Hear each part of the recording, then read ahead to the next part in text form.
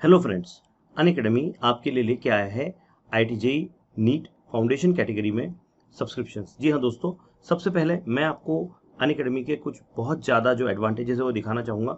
यहाँ पर आप कहीं से भी पढ़ सकते हैं, आप जहाँ भी हो, एनी टाइम एनीवेयर कहीं से भी आप पढ़ सकते हैं। आप अपने बेस्ट एजुकेटर से सीख सकते हैं, आप मल्टीपल क्लासेस को एक्सेस कर सकते हैं जहाँ कोई प्रॉब्लम आपको नहीं आएगा। एक और चीज़ आपको बताऊँ, आपके जो टीचर्स है वो आपको अलग अलग स्ट्रेटेजीज और अलग अलग आपको गाइडलाइंस देते रहेंगे, जिसकी मदद से आप बहुत अच्छे मार्क्स ला सकते हो। अनलिमिटेड क्विज हो सकते हैं, साथ ही में आप अपने खुद भी क्विज के होस्ट बन सकते हो। जी हाँ, आप चाहो कि अपने दोस्तों का आपको क्विज लेना है तो होस्ट बन के आप क्विज ले सकते हो। स्टडी मटेरियल आपको PDF के फॉर्म में मिल जाता है और डाउट क्लियरिंग सेशन आपके लिए अवेलेबल हो। तो दोस्तों, बिना देरी किए आपको लेना है अनअकैडमी का सब्सक्रिप्शन। जी हाँ दोस्तों, तो सब्सक्रिप्शन की जो डिटेल्स है वो हम देख लेते हैं।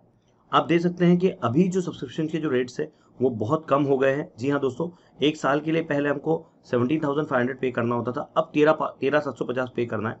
और अगर आप पवन वाह कोड यूज कर लेते हो तो आपको 10% का वहाँ डिस्काउंट मिल जाएगा। और अगर आप 2 ईयर्स के लिए सब्सक्रिप्शन लेते हो तो आपको 19,250 पे करना है।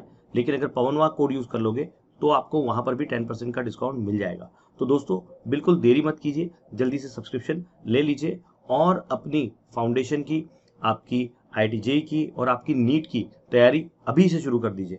आप प्लस और आइकॉनिक दो तरह के सब्सक्रिप्शन अवेलेबल हैं, आप दोनों में से जो भी सब्सक्रिप्शन लेना चाहो ले सकते हो। दोनों की प्राइसेस आपके सामने हैं, तो बिल्कुल hello friends, welcome back to Pawan Bagh Academy और मैं हूं आपका इंग्लिश दोस्त परमेश्वर सराठी। दोस्तों, बहुत दिनों के बाद हम कोई क्लास 11 का टॉपिक लेकर आए हैं। ठीक है, देखिए इसका कारण भी मैं आपको बताना चाहूंगा कि 10वीं और 12वीं के जो छात्र है, स्टूडेंट्स है, उनके लिए वीडियोस बनाना जरूरी था, क्योंकि उनका सिलेबस पहले कंप्लीट करना हमारे लिए जरूरी था। इसीलिए थोड़ा सा 11वीं को बाजू रख करके हमने 10th और 12th का सिलेबस पूरा किया है। 11th का भी हम करेंगे, जरूर करेंगे, और आपके हर एक सवाल का जवाब भी हम देंगे और आपके पूरे डाउट्स क्लियर करेंगे। तो चलिए आगे बढ़ते हैं। Unit 3.1 expansion of ideas. अब बताने की जरूरत तो नहीं है कि ये जो राइटिंग टाइप ऑफ क्वेश्चन है ना, राइटिंग सेक्शन का क्वेश्चन है, और ये क्वेश्चन 5 मार्क के लिए पूछा जाता है। एक्सपैंड द आइडिया, है ना, ऐसा दिया जाता है। एक 2-4 वाक्य आपको दिए जाएंगे कि इस तरह से, और आपको कहा जाएगा कि इस पर आप एक 2-3 इस आइडिया को एक्सपैंड करो, या फिर आपको एक प्रॉवर्ब दिया जाएगा, honesty is a best policy, इस आइडिया को एक्सपैंड करो। मतलब किसी ही तरह से आपको ये दिया जा सकता है। इसमें बहुत जरूरी बात यह है कि किस तरह से दिए गए वाक्य को, दिए गए हिंट्स को आप समझ पाते हो, आप उसको अंडरस्टैंड करते हो, उसको कॉम्प्रिहेंड करते हो, और किस तरह से आपको अपने आप को एक्सप्रेस करते हो, ये बहुत जरूरी है। समझना और अपने आप को उस समझे हुए टॉपिक के हिसाब से, उसके मुताबिक अपने आप को एक्सप्रेस करना, ये चीजें बहुत जरूरी है इस राइटिंग सेक्शन में। तो चलिए आगे बढ़ते हैं। ये होता क्या है और इसको कैसे करें और इसको कैसे किया जाता है, ये सारी चीजें अभी हम देखने वाले हैं। अभी सबसे पहली चीज है, ये एक्सपेंशन ऑफ आइडिया होता क्या है। ये एक्सपेंशन ऑफ आइडिया एक ऐसा टॉपिक है जिसमें, जैसे मैंने आपको बताया, कि आपको एक वाक्य दिया जा सकता है, एक प्रॉवर्ब, एक कहावत दी जा सकती है, या फिर एक कोई भी कोट दिया जा सकता है। कुछ भी चीज आपको छोटी सी दी जा सकती है और उसको कहा जा सकता है कि आप इसको एलैबोरेट करो। ठीक है, तो इस तरह से वो होता है। अब इसमें क्या होता है, इसमें जरूरी क्या है, इसका लेआउट, इसका फॉर्मेट क्या है, ये हमको जानना जरूरी है। इसका फॉर्मेट क्या है, तो इसका फॉर्मेट है 3 पैराग्राफ्स। 3 पैराग्राफ्स में आपको ये लिखना है। अब 3 पैराग्राफ में लिखेंगे तो पहला पैराग्राफ क्या होगा, पहला पैराग्राफ होगा इंट्रोडक्शन। ठीक है, दूसरा पैराग्राफ, तीसरा पैराग्राफ होगा कंक्लूजन। सॉरी, तीसरा पैराग्राफ होगा कंक्लूजन। और दूसरा पैराग्राफ क्या होगा, फिर दूसरा पैराग्राफ होगा डिटेल्स, जिसको कोर भी कहा जाता है ना, जिसको कहा जाता है कोर पैराग्राफ। मतलब इसमें आप क्या करते हो, उसमें आप जैसे इंट्रोड्यूस किया है, इंट्रोड्यूस करना, उसका मतलब क्या होता है कि संक्षिप्त में आप बताते हो कि हम किस चीज के बारे में। अभी देखिए, फॉर एग्जाम्पल एक ये एग्जाम्पल्स जो मैं दे रहा हूं ये बहुत जरूरी है, आप इसको सुनिए अच्छी तरह से। एग्जाम्पल मैं दे रहा हूं, मान लीजिए एक कोट आपको दिया गया है, honesty is a best policy. ठीक है, आपको कोट दिया गया है, honesty is a best policy, honesty is the best policy. ठीक है, honesty is the best policy, ऐसा आपको एक कोट दिया गया है और आपको कहा गया है कि ये जो कोट है इसको आप एक्सपैंड करो। तो पहले पैराग्राफ में आप क्या लिखोगे, honesty is the best policy, it means that whenever or wherever you are, whatever time you are facing or whatever condition you are in, always try to be honest, because that is the only way for you to come out of that successfully। ठीक है, आपने introduce कर दिया कि honesty is the best policy का मतलब क्या होता है कि कोई भी सिचुएशन में आप हो, कैसे भी वक्त में आप हो, किसी भी मनस्थिति में आप हो, कहीं पर भी आप अगर सत्य का सहारा लेते हो तो जरूर आप उसमें से किसी भी कितनी भी बुरी घटना क्यों ना हो, कितना भी बुरा वक्त क्यों ना हो, उसमें से आप बहुत ही सफलता से उबर पाओगे। ऐसा इसका मतलब होता है कि हमेशा सत्य को साथ में रखना या सत्य का साथ देना हमेशा आपके लिए सबसे अच्छी बात होती है। तो ये आपने इंट्रोड्यूस किया, honesty is always the best policy because it is honesty that will never let you down. सबसे पहले कि आप लोग आप पर विश्वास करने लगेंगे। जब लोग आप पर विश्वास करते हैं तो आपका आदर करने लगते हैं, और जब लोग आपका आदर करने लगते हैं तो फिर आपके बहुत सारे काम या फिर आपकी बहुत सारी समस्याएं चुटकी में खत्म हो जाती है। बहुत सारी समस्याएं तो उभरती ही नहीं है ना, ये चीज होती है। तो ये आपने इंट्रोड्यूस किया। अब डिटेल में कैसे कहेंगे, तो इसमें डिटेल में कहने के लिए आप एक कहानी बताओगे कि किस तरह से एक बच्चा हमेशा से लोगों को बेवकूफ बनाता था कि भेड़िया आया और मेरी बकरियों को उठाकर लेके गया। तो 2-3 बार तो लोग बेवकूफ बने और जब वो वहां पर जाते थे तो बच्चा जोर जोर से हंस देता था। और एक बार सही में भेड़िया आया, उसकी बकरियां उठाकर ले गया और जब वो चिल्ला रहा था तो लोग कह रहे थे कि ये बेवकूफ बना रहा है। तो देखिए यहाँ पर उसने क्या किया, झूठ बोला। तो झूठ बोलने की वजह से उसको अपनी एक बकरी गंवानी पड़ी, 2 बकरियां गंवानी पड़ी और उस वजह से उसका बहुत भारी नुकसान हुआ। ये डिटेल में आपने बताया। तो अगर वो बच्चा ऐसा नहीं करता और वो अगर सच्चाई से सच्चाई उन्हें बयान करता या फिर सच्ची बात उन्हें अगर बताता तो जरूर लोग उसकी मदद के लिए आते और उसका इतना बड़ा नुकसान नहीं होता। ठीक है, तो ये डिटेल में हमने दिया। तो कंक्लूड क्या करेंगे, फिर कंक्लूड कैसे करेंगे, तो इसीलिए है therefore we always should be very honest with everyone in this world, whether it is our parents, whether it is our colleagues, whether it is our teachers, or whether it is anybody in this world. We should always be honest, because when you are honest you don't have to remember anything. जब आप सच्ची बात करते हो तो आपको कुछ भी याद रखने की जरूरत नहीं पड़ती है। जब आप झूठ बोलते हो तो आपको झूठ बातें याद रखनी पड़ती है, और एक झूठ हमेशा दूसरे झूठ और दूसरा झूठ हमेशा तीसरे झूठ को जन्म देता है। और इस वजह से एक बार अगर आप झूठ बोलते हो, once you tell a lie you have to create a chain of lies. Once you tell a lie, a chain of lies is created and you get trapped in that chain and you lose. और आप हार जाते हो क्योंकि एक उसकी झूठ की श्रृंखला तैयार हो जाती है और आप उसमें फंस जाते हो। तो इसीलिए कभी भी झूठ का सहारा मत लो, हमेशा ऑनेस्टी के साथ चलो, मतलब हमेशा सच्चाई के साथ चलो। ठीक है, तो इस तरह से उसको हम लिख सकते हो। तो चलिए एक एक करके हम देखते हैं कि इसमें क्या करना है। Topic sentence can never be removed from a paragraph. देखिए हमेशा एक चीज आपको याद रखनी है कि ये कभी भी पैराग्राफ से आपको हटाना नहीं है। इसको हमेशा आपको याद रखना है कि उसको आपको पैराग्राफ में यूज करना होता है। इंट्रोडक्टरी पैराग्राफ, ये जो पहला इंट्रोडक्शन वाला पैराग्राफ होता है, क्या होता है? A good paragraph is always associated with a topic sentence either at the beginning, in the middle or the end.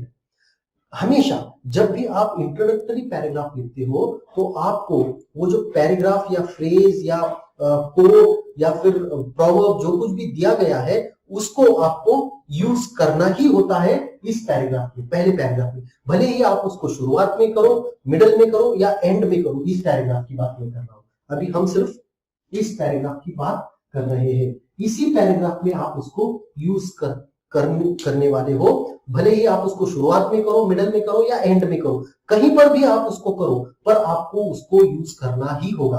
किसको यूज करना होगा? इस वाक्य को, जो दिया गया वाक्य है, दिया गया सेंटेंस है, दिया गया प्रॉवर्ब है, दिया गया कोट है, उसको आपको यहाँ पर यूज करना होगा। द सिंबलिज्म और the idea should be clearly understood. उसका मतलब, इसका जो मीनिंग होता है वो हमको बहुत अच्छी तरह से समझ में आना चाहिए। अगर आपको समझ में नहीं आ रहा है इसका मतलब क्या होता है, तो फिर आप कुछ भी नहीं कर पाओगे, कुछ भी लिख दोगे और उसमें आपको मार्क्स नहीं मिलेंगे। तो जो कुछ भी दिया गया है उसको बहुत अच्छी तरह से भली भांति उसको आपको समझ लेना चाहिए, समझ करके फिर आगे आपको बढ़ना चाहिए।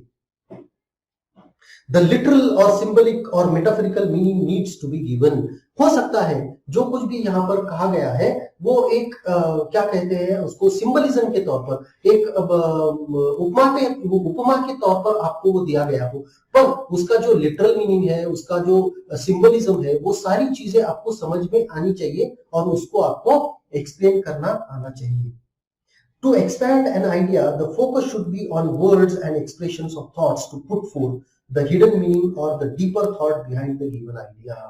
और उसमें, इस वाक्य में छुपी हुई जो मीनिंग है, उस वाक्य में छुपा हुआ जो मतलब है, वो आपको ढूंढना आना चाहिए। अगर उस वाक्य के अंदर छुपा हुआ मीनिंग आपने ढूंढ लिया तो सारी चीजें आपके लिए बहुत ही आसान हो जाती है, क्योंकि वही सबसे इंपॉर्टेंट बात होती है, वो सबसे महत्वपूर्ण बात होती है, उसी के बलबूते पर आप सारी चीजें करने वाले हो, है ना। हिडन मीनिंग, डीपर थॉट जो होता है वो आपको, in short the given idea needs to be well evaluated and interpreted accordingly. और इसीलिए हमेशा उस चीज को अच्छी तरह से समझ करके ही आप उसको लिख सकते हो। अगर आपको वो समझ में नहीं आई है तो उसको समझने की कोशिश कीजिए कि इसका मतलब क्या हो रहा है, इसमें से क्या मतलब हमको निकालना है, इसमें से क्या मतलब इसमें छुपा हुआ है, वो हमको इसमें से निकालना है और उसी को हमको लिखना है। अगर वो आप कर सकते हो तो सबसे बढ़िया बात होगी, ठीक है। कोर कंटेंट क्या होता है? दूसरा पैराग्राफ जो होता है, जिसको हम डिटेल्स कहते हैं या कोर कंटेंट का पैराग्राफ कहते हैं, वो क्या होता है उसको अभी हम, while elaborating various aspects of the idea, remember that the following points need to be taken into consideration. Explore perspectives, give instances and anecdotes, experiences or even personal experiences। आप जब भी इस चीज को, इस आइडिया को एक्सप्लेन कर रहे हो, यहां पर तो आपने उसका मीनिंग दे दिया, उसका मतलब समझा दिया और वो सारी चीजें यहां पर दे दी, पर वो जो बात है, उसका जो मीनिंग आपने यहां पर दिया है, उसका एक्सप्लेनेशन आपको यहां पर देना है। तो उसको आपने समझ लिया और आपने उसका मीनिंग लिख दिया, पर वो किस तरह से आप समझा रहे हो, आपकी बात किस तरह से आप लोगों को मनवा रहे हो, ये इंपॉर्टेंट चीज यहाँ पर डिटेल्स में या कोर पैराग्राफ में आती है। तो इसके लिए आप क्या कर सकते हो, इसके लिए आप कोई घटना बयान कर सकते हो या फिर कोई कहानी बता सकते हो, जैसे मैंने यहाँ पर आपको बताई, या फिर आपका खुद का जो अनुभव है वो भी इसमें लिख सकते हो, या किसी और का अनुभव है वो भी उसमें लिख सकते हो। इस तरह से आप उसको कर सकते हो। There should be unity, clarity of thoughts. उसमें क्लैरिटी ऑफ थॉट्स होनी चाहिए, मतलब बहुत ही स्पष्ट होना चाहिए। ऐसा नहीं है कि आप बताना कुछ चाह रहे हो और उसको बहुत ही बातों में गोल मोल करके आप लिख रहे हो तो किसी को कुछ नहीं समझ आ रहा है। Maintain the coherence and logical link between two distinct points between the sentences। हमेशा से जो वाक्य आप लिख रहे हो तो ऐसा नहीं है कि एक वाक्य आपने लिख दिया और दूसरा सिर पैर वाला वाक्य आपने उसके सामने लिख दिया, ऐसा नहीं चलेगा। आपको एक से सटा हुआ दूसरा वाक्य जो होता है उसके दोनों के अंदर में लिंक होना चाहिए, दोनों में किस तरह से दोनों को आप लिंक कर रहे हो, ये बहुत ही इंपॉर्टेंट चीज होती है। Proportion, space, more important ideas, more space, less important idea. अब प्रोपोर्शन और स्पेस तो ये तो चीजें आपको बताना जरूरी मैं नहीं समझता, क्योंकि अगर कोई चीज इंपॉर्टेंट है तो उसको ज्यादा जगह देनी चाहिए, कोई चीज आपको लेस इंपॉर्टेंट, कम महत्वपूर्ण लगती है तो उसको कम जगह आप दे सकते हो। प्रोपोर्शन, एम्फेसिस ऑन, और अगर ऐसा लग रहा है कि कोई एक इंपॉर्टेंट पॉइंट है तो उसको आप ज्यादा फोर्स, उस पर ज्यादा फोकस कर सकते हो, उस पर ज्यादा एम्फेसिस कर सकते हो, और जो आपको लेस इंपॉर्टेंट लगता है उसको कम एम्फेसिस कर सकते हो। अवॉइड टू मेनी आइडियाज, कभी भी बहुत सारी चीजें उसमें नहीं लिखनी है। एक आइडिया लेकर के आप चल रहे हो, उसी आइडिया को आप आगे बढ़ाओ। Remember, this is the most creative part, demonstrate your language skill. याद रखिए कि ये लैंग्वेज के हिसाब से बहुत ही महत्वपूर्ण भाग होता है। अगर आपकी लैंग्वेज अच्छी है तो इस पार्ट पे बहुत ज्यादा फोकस आपको करना होगा, है ना।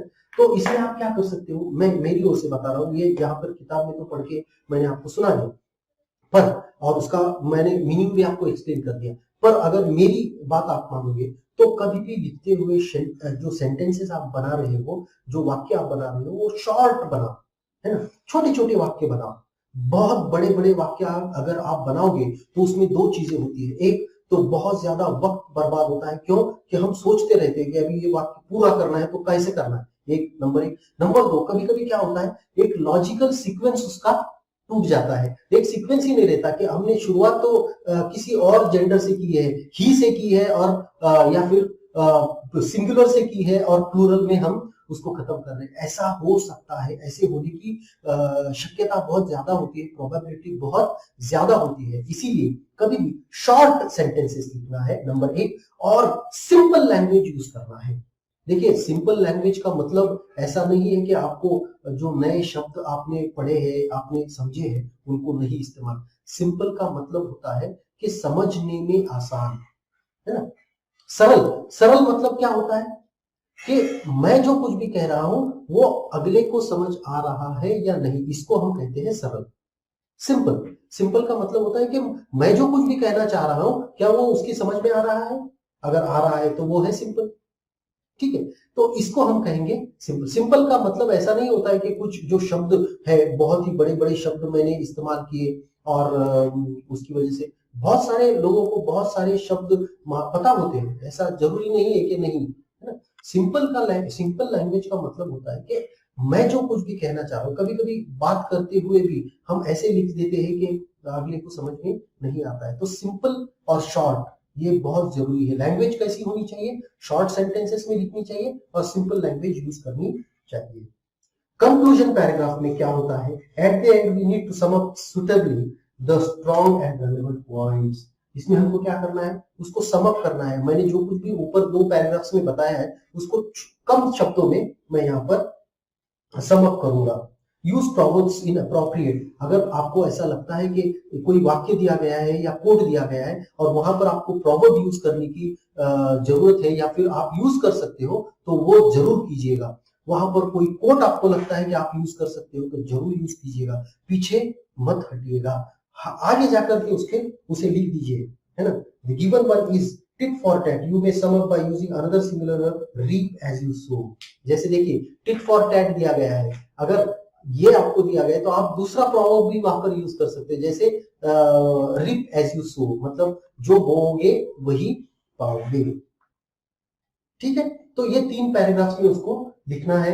लैंग्वेज कैसी होनी चाहिए, शॉर्ट होनी चाहिए, सिंपल होनी चाहिए, आइडियाज कैसे होनी चाहिए, क्लियर होनी चाहिए, कंक्लूजन कैसा करना है ये भी आपको बता दिया है कि सिंपल तौर पर जो कुछ भी ऊपर लिखा है पहले दो पैराग्राफ्स में उसको अच्छी तरह से कंक्लूड करना है।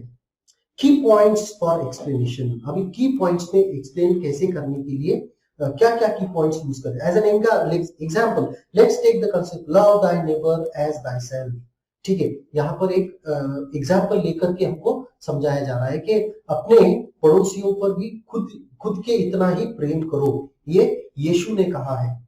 Key points, we should love others as we love ourself. अब इसमें से मतलब क्या निकलता है कि जिस तरह से हम खुद पर प्यार करते हैं, खुद की सराहना करते हैं या खुद पर जितना हम जान छिड़कते हैं उतना हम दूसरों पर भी करें। इसी से हम दुनिया में बंधु भाव बढ़ा सकते हैं। Literal meaning to find pleasure in others virtues, to love means to overlook the faults and appreciate the virtues in others and to forgive others as we forgive ourselves। इसका मतलब क्या होता है? इसका छुपा हुआ मतलब दूसरों पर प्रेम करना का इसका मतलब क्या होता है कि जिस तरह से हम अपनों पर खुद पर प्रेम करते हैं तो क्या करते हैं, मतलब हमारी जितनी भी गलतियां होती हैं उनको हम अनदेखा कर देते हैं और गलतियों के बावजूद हम अपने आप को या फिर हमारे जो नजदीक होते हैं उनको माफ कर देते हैं और उन पर उनकी अच्छाइयों के बारे में सोच करके उन पे प्रेम करते हैं, उनको जान छिड़कते हैं। उसी तरह से हमें दूसरों के साथ भी करना चाहिए। हमें उनके भी गलतियों की तरफ ना देखते हुए उनकी भी अच्छाइयों की तरफ हमें देखना है और अच्छाइयों की तरफ देख करके ही हमें उनसे प्रेम करना चाहिए। उन पर भी उतना ही हमको प्यार करना चाहिए। Explanation of different aspects of the topic. We should love human beings because all human beings are images of God। और explanation कैसा करोगे कि भाई देखो भगवान ने भी किसी व्यक्ति में किसी इंसानों में फर्क नहीं किया है। ऐसा नहीं है कि कुछ इंसान भगवान के बहुत करीबी है, कुछ बहुत उसने दूर रखे हैं खुद से, ऐसा बिल्कुल भी नहीं है। भगवान अपने हर एक बच्चे को एक ही समान प्रेम करते हैं, उसी तरह से हमें भी उसी तरह से हर एक इंसान की तरफ देखना चाहिए, उनको उतना ही सम्मान देना चाहिए, उतना ही प्यार हमें देना चाहिए। Love is a fundamental essence of all joys, क्योंकि प्रेम ही एक ऐसी शक्ति है जिससे सारी शक्तियां आपको प्राप्त हो सकती हैं। जैसे कि आपको सुख अगर चाहिए तो प्रेम से ही मिलेगा, आपको अगर अच्छाइयां चाहिए तो प्रेम से ही मिलेगी, आपको अगर आनंद चाहिए तो वो भी आपको प्रेम से ही मिल सकता है। क्योंकि लोगों के साथ आप अच्छी बात करोगे तो आपका भी दिमाग अच्छा रहेगा, उसमें से विचार भी अच्छे निकलेंगे। और अगर लोगों के साथ आप बुरा बर्ताव करते हो, बुरी बातें कहते हो लोगों को, तो आपके दिमाग में भी बुरे विचार आएंगे और उसकी वजह से आपका आसपास का माहौल भी बहुत खराब हो जाएगा। Love ensures peace and harmony. अगर आप कितना भी गुस्सैल आदमी क्यों ना हो, अगर वो आप पर झगड़ा करने के लिए आता है और आप उसको प्रेम से बात करते हो तो उसका गुस्सा वहीं पर ठंडा हो जाता है और इसकी वजह से, प्रेम की वजह से दुनिया में शांति और भाईचारा हम कायम कर सकते हैं। Love creates bonding. लव की वजह से, प्रेम अगर आप करते हो तो उसकी वजह से एक दूसरे के अंदर एक बॉन्डिंग तैयार होती है, एक रिश्ता अच्छा तैयार होता है। Loving someone is protecting them from harm, fighting for their rights and working against injustice। किसी के ऊपर प्रेम करना है मतलब क्या होता है कि कोई अगर दुख में है तो उसकी जाकर मदद करे, किसी पर अगर अन्याय हो रहा है तो उसके अन्याय के खिलाफ लड़ने में उसकी मदद करे, कोई अगर दुखी है तो उसकी मदद करना चाहिए। इस तरह से प्रेम का मतलब होता है। Conclusion: if everyone practiced love your neighbor, the world would operate with a far greater degree of patience। और हर एक फिर कंक्लूजन, ये जो तीसरा पैराग्राफ होता है इसमें हम लिख सकते हैं कि अगर हर एक व्यक्ति एक दूसरे से प्रेम करने लग जाए तो झगड़े के लिए इस दुनिया में कोई भी जगह ही नहीं बचेगी। ये दुनिया बहुत ही शांतिपूर्ण और बहुत ही भाईचारे वाली जगह बनेगी और एक दूसरे के प्रति सहनशीलता बढ़ने की वजह से लोग एक दूसरे को समझ पाएंगे और बहुत बहुत अच्छी तरीके से एक दूसरे से संवाद कर पाएंगे और इसी की वजह से एक दूसरे को वो सराहेंगे और एक दुनिया में एक एकता कायम होगी। This one principle would transform human history. और इस एक प्यार की इस एक तत्व की वजह से पूरी दुनिया का जो इतिहास है वो ही बदल जाएगा और पूरी दुनिया का इतिहास बदलने की वजह से दुनिया पूरी ही अलग जगह बन जाएगी। When we love each other, take pleasure in each other's achievements and work together, we are able to achieve harmony and peace sustaining the universe। और अगर हम एक दूसरे से प्यार करने लगेंगे, एक दूसरे की मदद करेंगे, तो इसकी एक साथ आने की वजह से हम जो कुछ भी हमारे ऊपर इस प्रजाति पर, हमारे मानव जाति पर, हमारी पृथ्वी पर, हमारे इस ग्रह पर जो कुछ भी संकट आ रहे हैं उन सब का हम मुकाबला करके इसको एक बेहतर जगह बना पाएंगे और एक अच्छी तरीका जीवन हम इस ग्रह पर जी पाएंगे। ठीक है, तो इस तरीके से हमको वो करना चाहिए। यहाँ पर एक और उदाहरण आपको दिया गया है, ट्रैवल ब्रॉडन्स द माइंड। घूमने की यात्रा की वजह से आपकी सोच बढ़ जाती है, आपकी सोच ज्यादा बढ़ जाती है। Traveling is the best form of education as learning from the environment is more effective. If you live all your life in same place, you are like a proverbial frog in a well. You become narrow-minded. You do not know what the world outside is truly like. There is no doubt that traveling broadens the mind and enlivens the spirit. चलो, पहला paragraph इसमें दिया है introduction. Travel broadens the mind, है ना, यात्रा की वजह से आपकी सोच बड़ी होती है। देखिए, अगर आप एक ही जगह पर रहते हो, इसका एक्सप्लेनेशन मैं आपको दे रहा हूं पहले पैराग्राफ का। अगर आप एक ही जगह में रहते हो तो आप कुएं के मेंढक के जैसे होते हो। जैसे कुएं का मेंढक खुद को बहुत बड़ा समझता है और जब बाहर जाकर आप देखते हो तो आपसे बहुत ज्यादा बड़े हैं, तब आपको समझ में आता है। तो इसीलिए यात्रा अगर आप करते रहोगे तो आपको समझ में आता रहेगा कि ऐसा नहीं है कि मैं ही बहुत बड़ा हूं, बहुत सारे लोग हैं जो मुझसे भी बड़े हैं। तो इसकी वजह से हम दुनिया देख पाते हैं। दुनिया देखने की वजह से हमें सच्चाई पता चलती है और सच्चाई जब हमको पता चलती है तो हमें पता चलता है कि हम कहाँ पर हैं और दुनिया कहाँ पर है। और उसी वजह से हमारे दिमाग के सारे जो क्या कह सकते हैं गलतफहमियां हैं वो दूर हो जाती है और हमारे मस्तिष्क में जो हमारे विचार होते हैं वो हमारे विचार बड़े होते हैं। हमारे सोचने का ढंग बड़ा हो जाता है और सारी दुनिया के बारे में सोचने का हमारा नजरिया बन जाता है और इस वजह से हम एक अच्छे व्यक्ति बन जाते हैं। Apart from viewing of natural and historical sites, traveling enables a person to meet different people and study their customs, modes of dressing, cultures and languages at close quarters. Meeting different people makes a person broad-minded and tolerant. अब ये जो detail वाला paragraph है छोटा है, इसमें दिया है, पर फिर भी कोई बात नहीं कि जब हम घूमते हैं या यात्रा करते हैं तो सिर्फ हम कुछ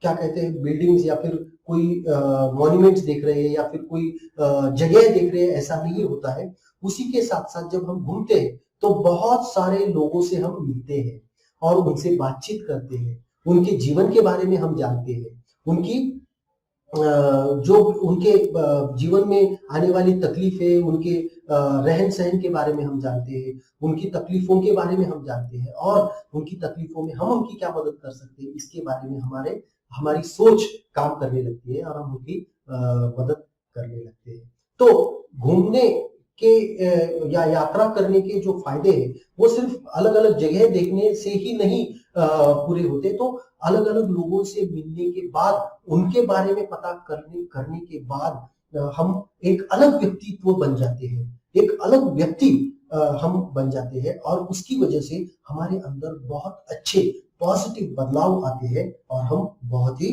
अलग आदमी और व्यक्ति बन जाते हैं। Traveling brings people closer and broadens one's outlook. It removes prejudices and helps a person to become a better citizen of the world in true sense. Therefore, never lose any opportunity to travel. It will be an experience well worth the time and money spent on it. The world is a book, and he who stays at home reads only one page. और देखिए, जब हम घूमते हैं तो घूमने की वजह से हम बहुत सारे लोगों से मिलते हैं। बहुत सारे लोगों से मिलने की वजह से हमारी जो सोच होती है वो बड़ी हो जाती है और लोगों के बारे में हमारे अंदर जो नकारात्मक भाव होते हैं कि ये लोग तो ऐसे ही होते हैं, यहाँ के लोग तो ऐसे ही होते हैं, जब हम प्रत्यक्ष रूप से वहां पर जाते हैं, उनसे मिलते हैं, उनसे बात करते हैं तो हमें समझ आता है, अरे इनके बारे में जो हमने सोचा था या सोच रखा था वो तो बहुत ही अलग है और जो हम उनसे मिलते हैं तो वो बहुत ही अलग प्रकार के इंसान हैं। तो इसकी वजह से उन्हें समझने में, सही मायनों में उन्हें समझने में हमें मदद मिलती है और जब हम उनको समझ लेते हैं तो फिर हम उनके साथ अच्छा व्यवहार करने लगते हैं, उनसे प्यार करने लगते हैं और उनकी मुश्किलें किस तरह से हम छुड़वा सकते हैं इसके बारे में हम सोचते हैं और एक दूसरे से हम बहुत करीब आ जाते हैं और हम एक रिश्ता उसमें से कायम करते हैं।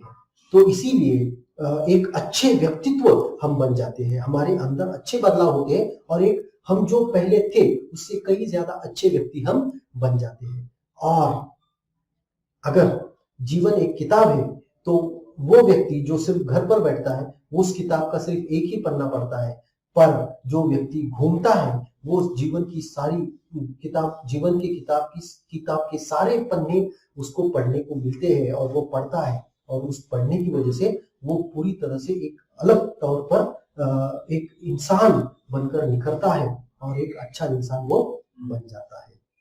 तो इस तरह से ये सारे पैराग्राफ्स हमको लिखने होते हैं। आशा करता हूं कि ये जो सारे एक्सप्लेनेशन मैंने अभी इस वीडियो में आपको दिया है वो आपको समझ में आया होगा। समझ में आया है और ये वीडियो आपको पसंद आया है तो इसको लाइक जरूर कीजिएगा, दोस्तों के साथ शेयर कीजिएगा और पवन बाग एकेडमी को सब्सक्राइब करना मत भूलिएगा। Thank you very much, good bye.